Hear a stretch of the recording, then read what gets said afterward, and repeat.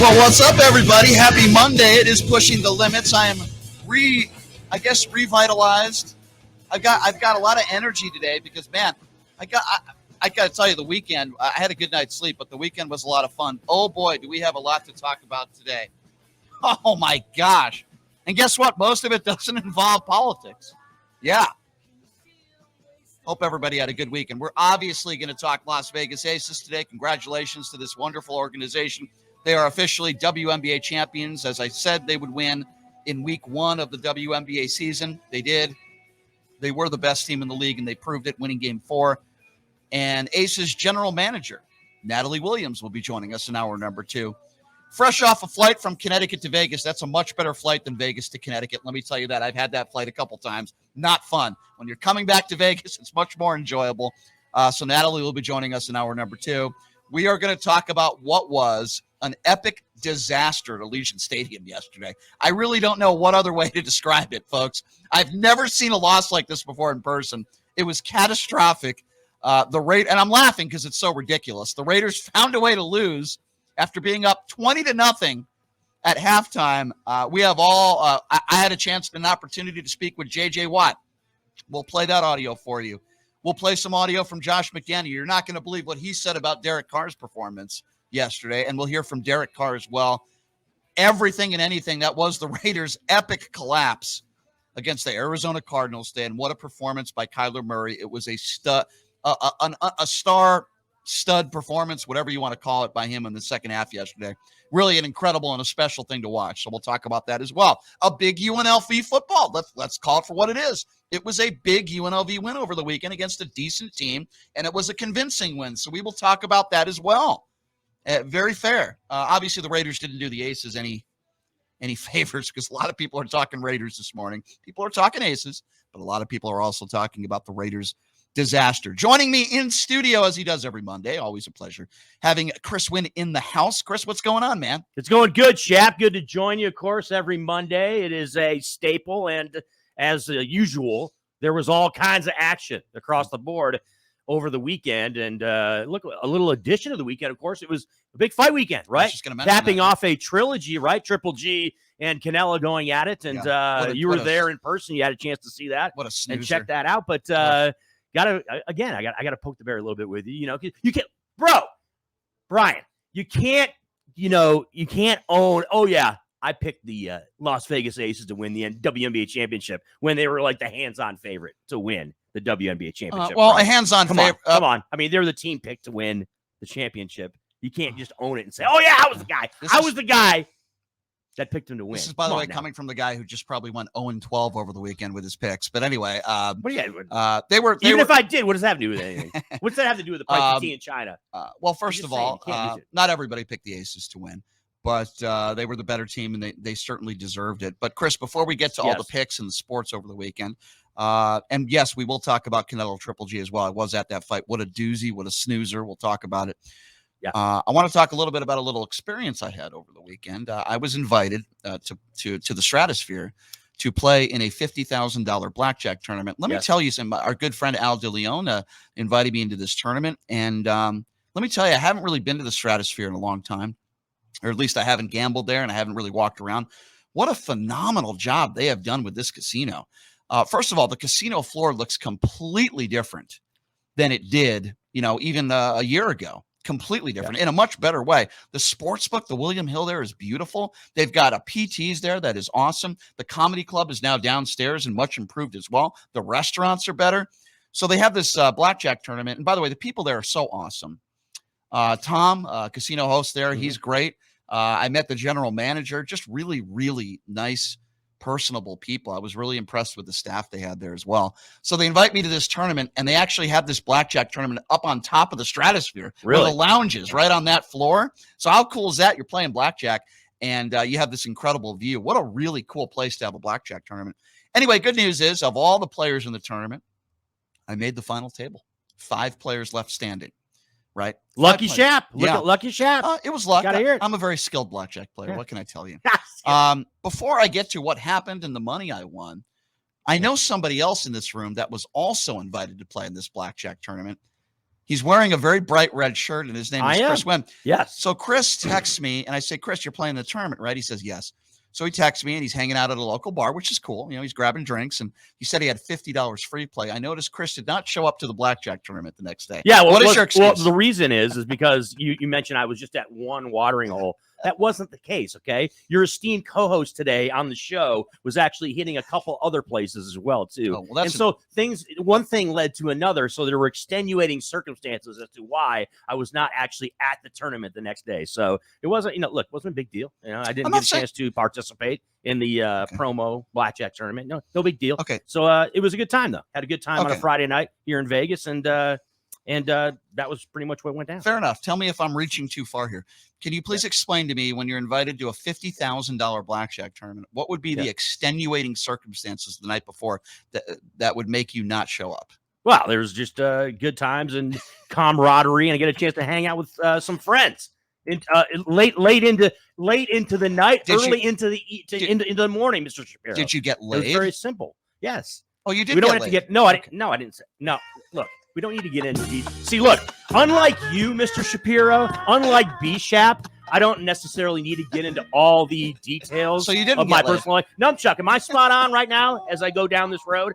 Unlike you, okay? So let me get this right. I tend not to get into all of every single personal detail that nobody really cares about on the radio. Understood. Right? So there were extenuating circumstances. You didn't get laid. This isn't going the way Shap. The only other extenuating. This isn't going the way you thought. I know it's going exactly the way I thought. The only extenuating circumstances I could think of is you were drinking and playing Caveman Keno and losing money. That's the only other thing I could think of. What else would you be doing? Your details are off base a little bit as far as that goes. Yes, there was gambling, there was drinking, and there was getting a chance to hang out with friends was kind of the thing. Did you get laid? Down. Yes or no? I don't know.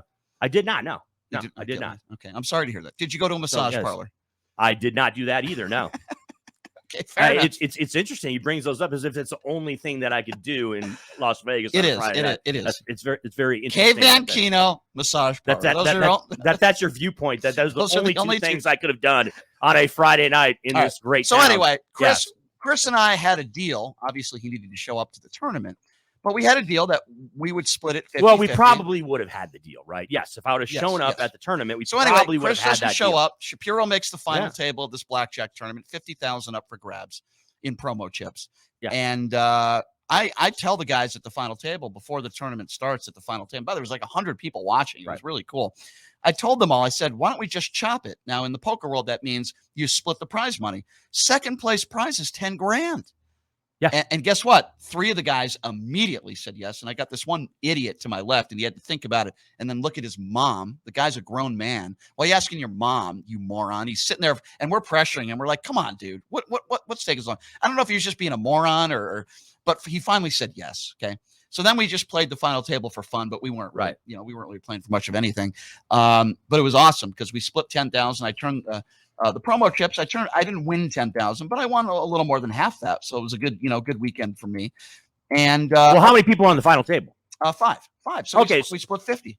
10,000 each in promo chips. Wait, you split 50,000. Okay, so you got 10,000 each. Yeah, in promo chips. Yeah. Okay. So it was a fun day, right? Now I want to ask Chris. I want your personal opinion. Yes. On a situation I got myself into, and then we'll get into sports and we'll get right into the Raiders here in a couple minutes. Okay. I don't want to take too long on this, but I do want your opinion, and I think people are interested in my personal life sometimes. It says not sexual, by the way. No, not really. This is not really. Not really, Brian. This is not sexual. There were as Chris would say. Chuck, can you concur with me on this? As Chris would say, PTL listeners out there, the PTL fam out there. Can you concur? All right, shut up for a second. Our interest in Brian Shapiro's personal life. There were extenuating circumstances, as Chris would say. Hey. So I know a friend. I have a friend. We've never dated. I've known this person for about 6 or 7 years. She says to me the night before the blackjack tournament, she says, "Hey, Brian, if you win, what are you going to give me?" 20 grand, I'm thinking. So I'm like, wait a minute, time out. Yeah. Okay, so what are you going to give me? I don't understand. I don't really understand the reasoning behind that, Brian. It's a little inappropriate. Why would somebody ask? I was a little off put by it, but I answered how much you're going to get. Understood. I was off. When you're not playing the tournament. I agree. It was off-putting. So anyway, I said, I'll give you 1,000. Heck yeah. You know, I'd give you 1,000. And then that was kind of the end of the conversation, right? So anyway, I didn't win the tournament, right? No. But I won, you know, a decent amount of money, but I didn't win the tournament. And I didn't win barely 25% of that. The next day, this person gets so angry at me and says, I want $500. And I said, okay, I guess I can give you 500, but it's kind of weird. You know, I'll take you out to a nice dinner or something. And, you know, but what, and this person made me out to be this horrible human being because I didn't give this person immediate cash after winning a certain amount of money. And I was so off put by this because I don't ask my friends for money. Like, have you ever, like, we all get it. It seems strange to me. I will say that. Bizarre. It just seems like a strange kind of scenario. Like, I don't understand people. Like, you're not a gambler. You're not playing. It's like you're driving with somebody to the lotto to buy the lotto in another state, right? And this person never buys the lotto. And then this person says, if you win, I want blah, blah, blah, blah, blah.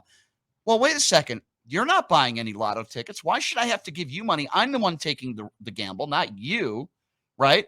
I don't understand that. It's one thing if two people are sitting at a bar playing a slot machine and somebody hits. Yeah, then you help out the other person. But it's like, why are you going to give somebody money when they don't gamble and they don't take any risks? Am I wrong? Well, no, you're preaching to the choir here with me. Look, I don't understand the mindset that there's just an assumption that just because someone is in the orbit, right, or there with you, that they're going to automatically get money. Now, look, if you want, if the person is generous enough or is feeling like, hey, I have my friends here, right, or the people with me here, and I want to kick somebody some cash, because I've won some money, so be it. It seems fair to me, whatever. But the assumption and the expectation, I guess, that they're supposed to just get money, just because. I mean, I don't really understand it, but whatever. Might have ruined a friendship. I don't understand why it would be something that would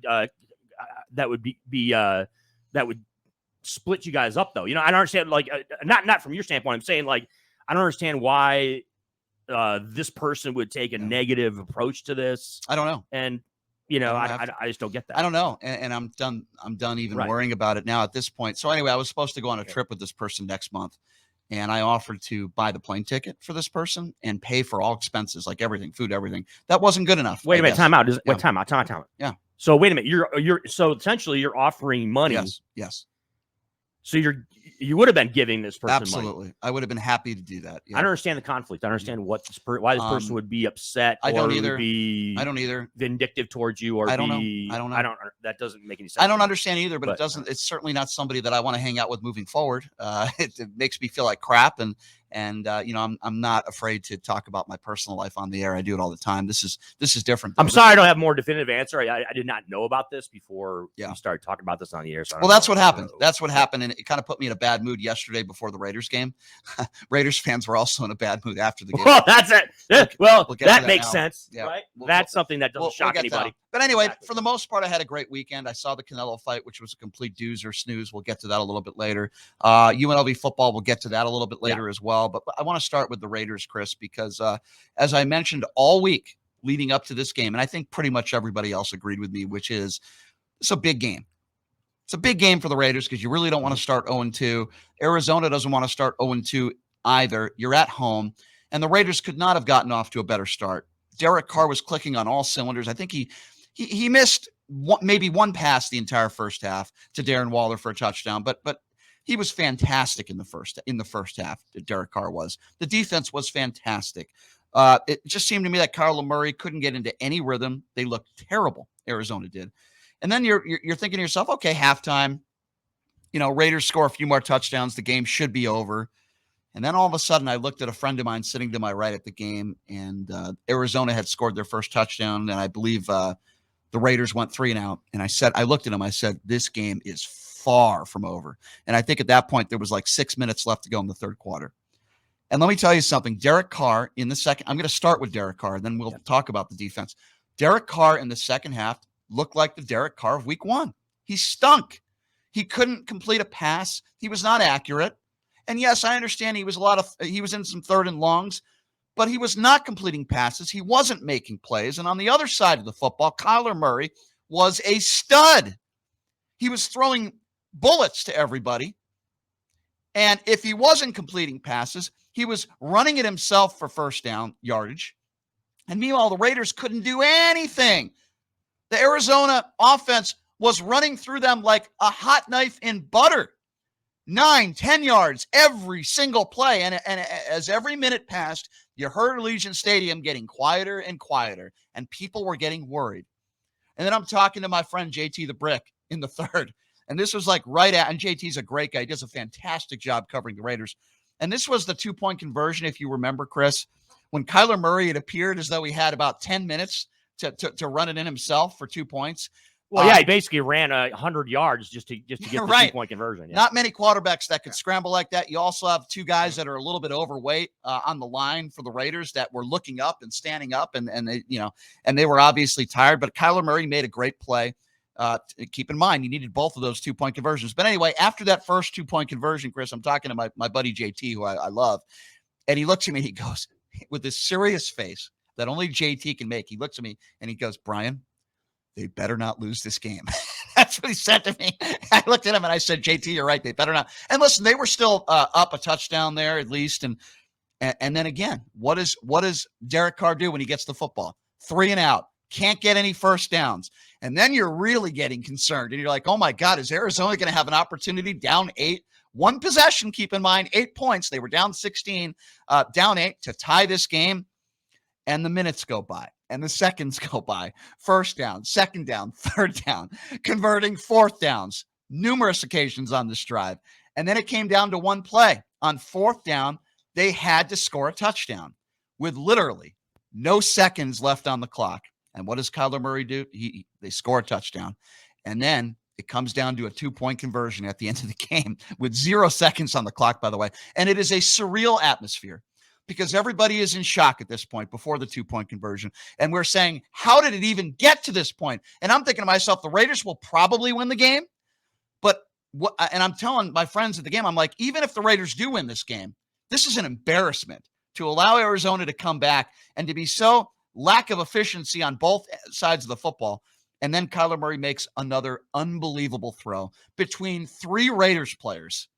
And a great catch. The 2-point conversion is made. The game is tied. And now you're thinking to yourself, okay, anything could happen. And the Raiders lose the coin toss. And Arizona gets the football. But the Raiders are able to stop them. Raiders get the ball back. And you're thinking to yourself, okay, after all this, the Raiders have a chance. Hunter Renfrow fumbles the football. They still keep the ball. They're fortunate. They're lucky. Then an ensuing play, I think 1 or 2 plays later, they have the ball at the Arizona 45-yard line. And Derek Carr should have thrown a pick. It should have been picked off. It was a terrible ball that he threw. In most situations, that would have been a pick. But the Raiders get another chance. And the luck continues for them. How poorly they are playing. How poorly Derek Carr is throwing the ball. And what is Hunter? And guys, and I'm going to start here with you, Chris, on this. What the hell is Josh McDaniels doing, allowing Derek Carr to throw the ball when they're practically almost in field goal range already? You have to run the ball there. What do? They throw it to Hunter Renfrow. He gets popped, and he really gets popped. It was a wonderful hit. And Hunter Renfrow fumbles the ball, and they run it in for a touchdown. Now, I'll give you my quick 30-second synopsis. I know I've described what took place in the game. Now I'm going to give you my opinion.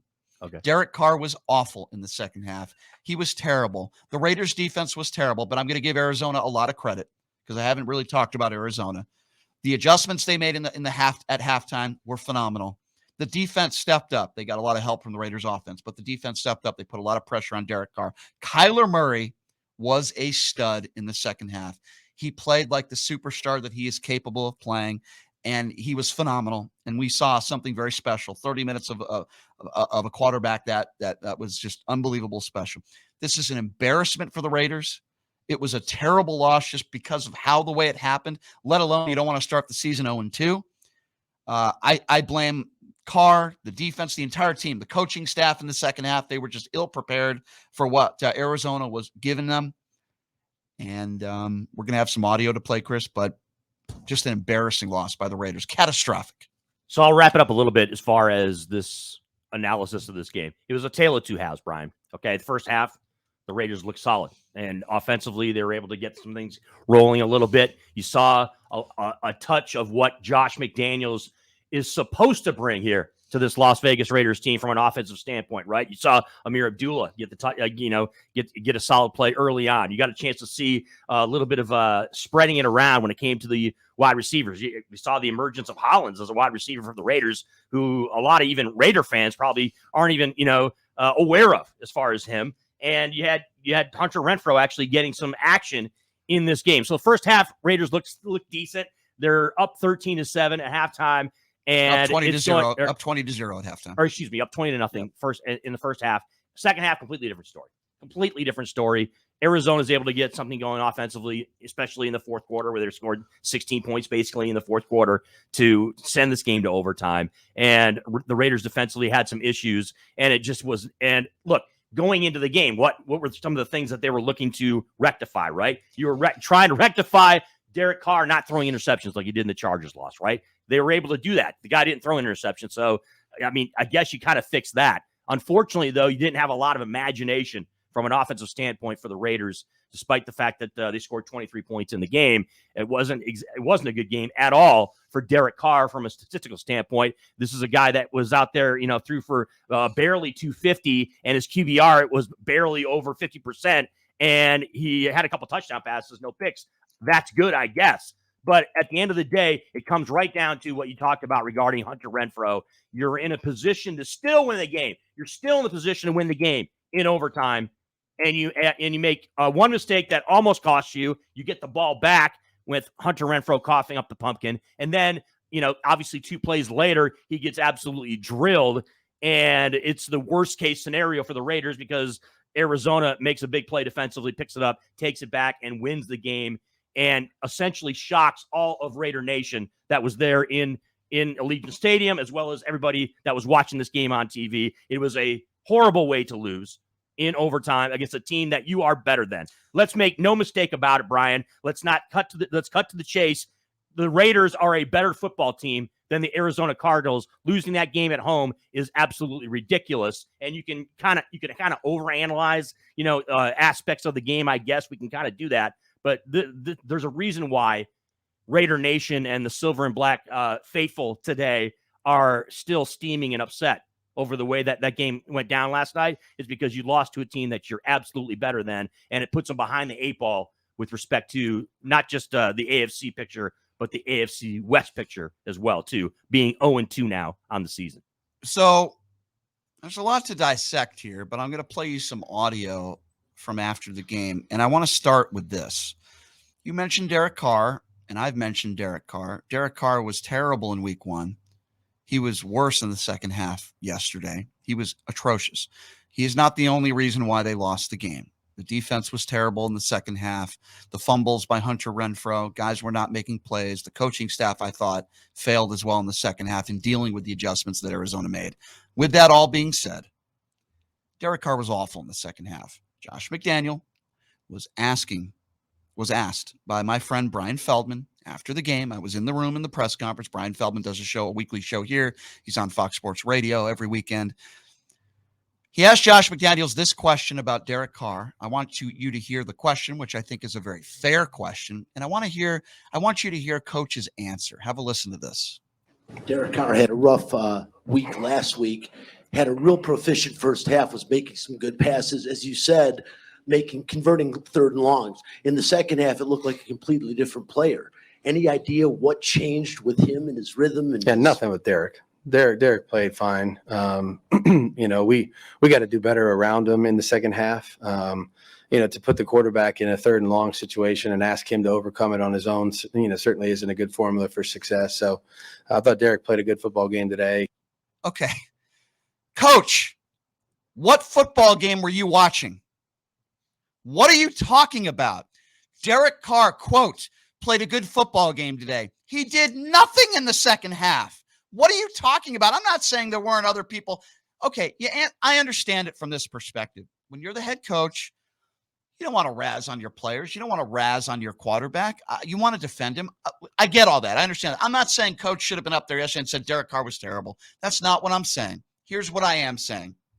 The entire team needs to be held accountable. Derek Carr was really good in the first half. I'm sure Derek would want a few of those balls back in the second half. That's not attacking your quarterback, but it's saying, yeah, Derek could have been a lot better. To me, it said a lot about the head coach, because there are a lot of coaches. John Gruden wouldn't have answered the question like that. Most coaches in the league wouldn't have answered it like that. When you get up there and you say, quote, he didn't just say Derek Carr was okay. He said Derek Carr played a good football game. Yeah, if the game was only 30 minutes, Coach, I agree with you. Derek Carr was very good. Unfortunately for you guys, the game is a 60-minute football game. Coach, what the hell are you talking about? We all saw the way he played in the second half. It's not all on him, but there were a few easy passes that he couldn't convert. It was way behind the receiver. Derek Carr was terrible. He wasn't making any plays for his team in the second half. It's not all on him. How can you sit here or stand in front of the media and make the statement that, quote, Derek Carr played a good football game? I'm sorry, Chris. I think that's completely ridiculous. I think you're getting a little overdramatic. Look, you and I have both been in thousands of locker rooms after games, and we understand a lot of coaches' mindsets, right, when it comes to their star players. This is a purely spin, Brian. That's all this is.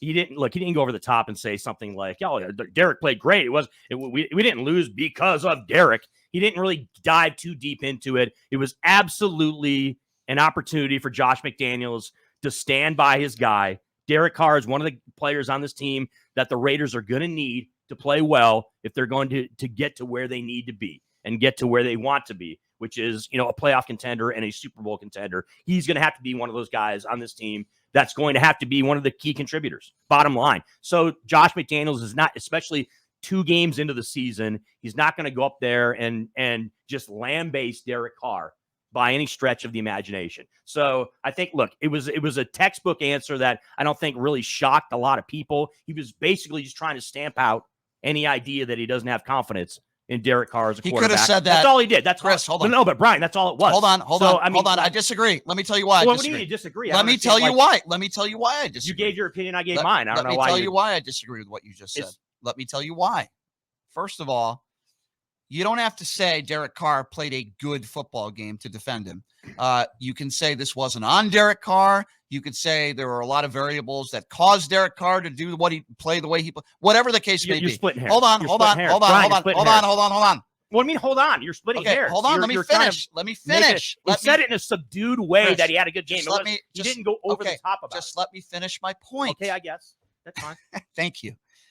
Okay. You don't have to say Derek Carr played a good football game. You can say this wasn't on Derek Carr. You can make other reasonings for why the team was not successful.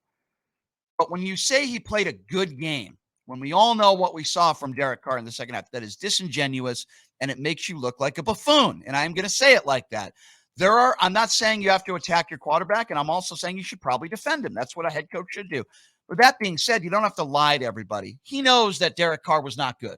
He was good in the first half. He was just as bad and worse in the second half. It's not all on him. But don't say he played a good football game, because a good football game, we would not have seen what we saw from Derek Carr in the second half. It is disingenuous, and I don't like it. Let's take a quick break, and when we come back, you're going to hear from J.J. Watt. I had a chance to catch up with him, and you're going to hear from Derek Carr as well. I'm going to play you a cut from Derek Carr as well, and something that Derek Carr said after the game that I disagree with as well. The bottom line is this was a embarrassing loss because of the way it happened. The Raiders have won a lot of close games like this, particularly last year against the Baltimore Ravens. They were very fortunate against the Miami Dolphins earlier in the season. And I said at the beginning of the year, you can't expect to win all those close games, but it's the way they lost this game. It's not like they came back after being down and then lost in overtime. They had a huge lead. They blew it. They looked like deer in headlights in the second half. They had no answers for the Arizona offense and Kyler Murray. We'll talk about that when we come back. He's Chris Wynn. I'm Brian Shapiro. You're listening to Pushing the Limits right here on KSHP. Hey, everybody. Are you struggling to find a pizza place that reminds you of Brooklyn? That true blue New York style pie? Well, worry no more. Stallone's Italian Eatery Pizza is a knockout. We're located at 467 East Silverado Ranch Boulevard, just off of Premium Road, half a mile east of South Point Casino, just minutes from the Las Vegas Strip.